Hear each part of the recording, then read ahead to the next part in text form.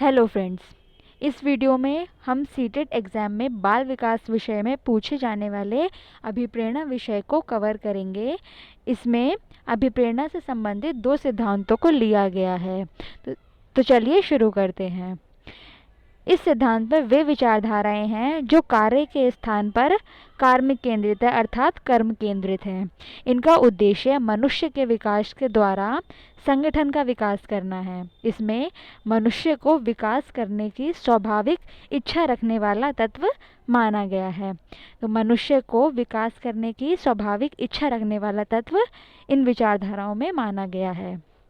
इस दिशा में पहला सिद्धांत एल्टन मयो ने दिया था। तो सबसे पहले सिद्धांत एल्टन मयो ने दिया, लेकिन अभिप्रेरणा का व्यवस्थित सिद्धांत पहली बार अब्राहम मैस्लो ने दिया। तो आपको याद रखना है, सबसे पहले एल्टन मयो ने दिया था और बाद में व्यवस्थित सिद्धांत अब्राहम मैस्लो ने दिया। एलन मयो का सिद्धांत। हारथान प्रयोग से इन्होंने सिद्ध किया कि कार्मिक मात्र मौद्रिक प्रोत्साहन से ही अभिप्रेरित नहीं होता, अपितु उन्हें सामाजिक संतुष्टि से ही वास्तविक रूप से अभिप्रेरित किया जा सकता है। तो इसमें ये याद रखने वाली बात है कि सबसे पहले सिद्धांत एलन मयो ने दिया, बाद में उसी को व्यवस्थित रूप से अब्राहम मैस्लो ने अपना सिद्धांत दिया। अब्राहम मैस्लो का सिद्धांत, इस विषय में हम पहले जान लेते हैं। सबसे पहली बात, प्रशासनिक व्यवहार में अभिप्रेरणा की भूमिका को विशेष रूप से रेखांकित करने वाले प्रथम विद्वान थे अब्राहम मैस्लो, जो एक मनोवैज्ञानिक थे। मैस्लो की पुस्तक का नाम है मोटिवेशन एंड पर्सनैलिटी। अगला पॉइंट है, मैस्लो ने अपने लेख a dynamic theory of human motivation 1943 में अभिप्रेरणा की आवश्यकता सोपान सिद्धांत का विवेचन किया।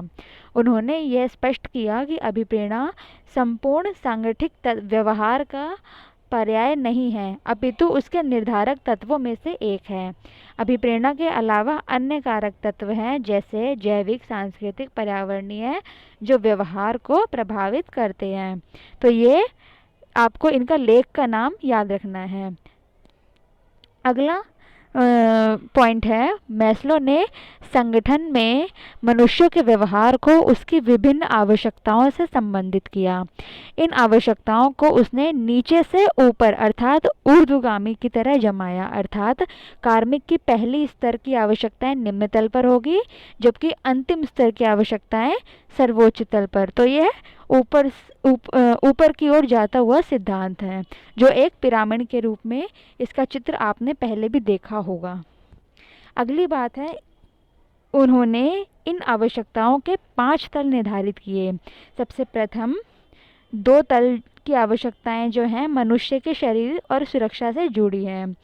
इसे उन्होंने निम्नलिखित आवश्यकताओं की संज्ञा दी।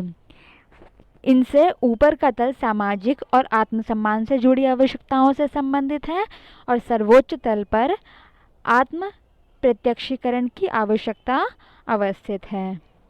तो ये संक्षेप में मैस्लो के 5 चरणों को इस सिद्धांत में बताया गया है और ये उसका संक्षेप रूप है। आगे हम इसी वीडियो में विस्तार से समझेंगे।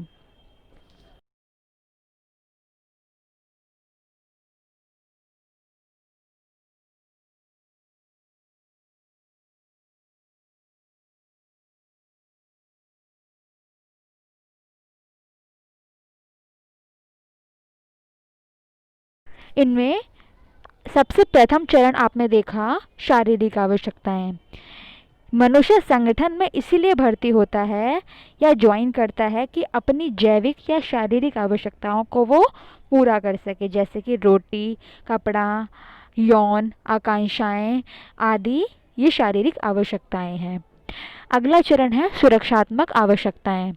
इसके पश्चात उसकी सुरक्षा आवश्यकता प्रकट होती है, अर्थात उसे नौकरी की सुरक्षा चाहिए और कार्य के जोखिम के विरुद्ध भी सुरक्षा चाहिए।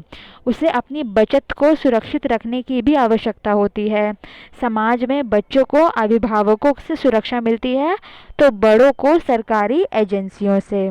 तो सबसे पहली आवश्यकता थी शारीरिक आवश्यकता और उसके बाद आई आवश्यकता सुरक्षा की। इससे अगली आवश्यकता होती है सामाजिक आवश्यकता। संगठन में कार्मिक सामाजिक संबंधों की खोज करता है, क्योंकि वह एक सामाजिक प्राणी है। ये ऐसा रस्सू ने पहले ही कहा है। जैसे प्यार, स्नेह, सुख दुख का आदान प्रदान और अनौपचारिक समूह की सदस्यता, ये सामाजिक आवश्यकताएं हैं। तो शारीरिक आवश्यकता, सुरक्षा आवश्यकता के पूरी होने के बाद सामाजिक आवश्यकताएं ज़रूरी हैं। अगली आवश्यकता है सम्मान और महत्वाकांक्षा की पूर्ति। कार्मिक सम्मान पूर्ण पद चाहता है, उपलब्धि की मान्यता चाहता है, अपनी महत्वाकांक्षा को ही होते देखना चाहता है।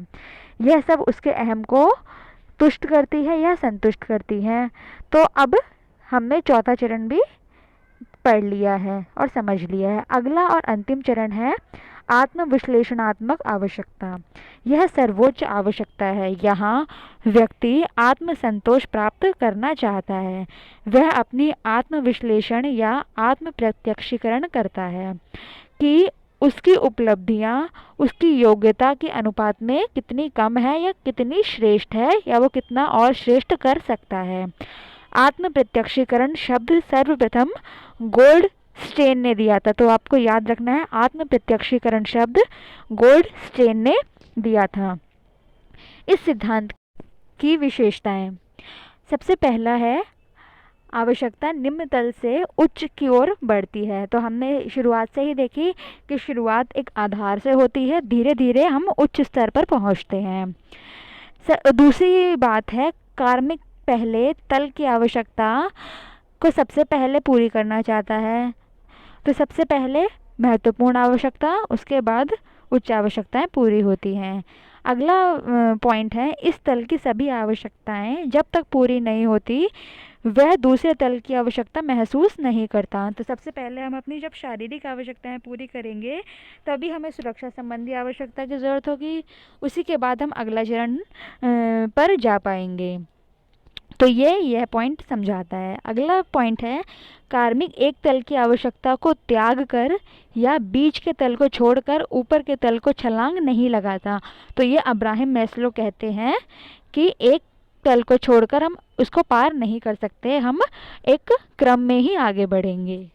नेक्स्ट पॉइंट है असंतुष्ट आवश्यकता ही अभिप्रेरित कर सकती है। तो जब हमें कोई आवश्यकता होती है तभी हम अभिप्रेरित होते हैं। अगला पॉइंट है आवश्यकता तभी पूरी मानी जाएगी जब उसके सभी तत्व मनुष्य को संतुष्ट कर दें। एक उदाहरण से इस बात को समझाया गया है, जैसे भूख के साथ यौन तृष्णा, कपड़ा, मकान, ये सब आवश्यकता संतुष्ट होनी चाहिए। तो यह आवश्यकता तभी पूरी मानी जाएगी जब उस चरण के आपने सभी आवश्यकताएं पूरी कर ली हो। अगला पॉइंट है ऐसा नहीं हो सकता कि मनुष्य की पहले ही संतुष्ट कोई आवश्यकता पुनः असंतुष्ट हो जाए। तो यदि आपने एक बार एक क्रम पार कर लिया है तो दोबारा पिछले क्रम पर नहीं जा सकते, ऐसा अब्राहम मैस्लो का मानना है। अगला है आत्म प्रत्यक्षीकरण। आत्म प्रत्यक्षीकरण की आवश्यकता के संदर्भ में मनुष्य के व्यवहार का आकलन बहुत मुश्किल है, लेकिन निचले स्तर की आवश्यकता तक जाते जाते यह आकलन अधिकाधिक शुद्ध रूप में ज्ञात हो जाता है। तो अब हमने इसकी विशेषताओं को और इस सिद्धांत को समझ लिया है।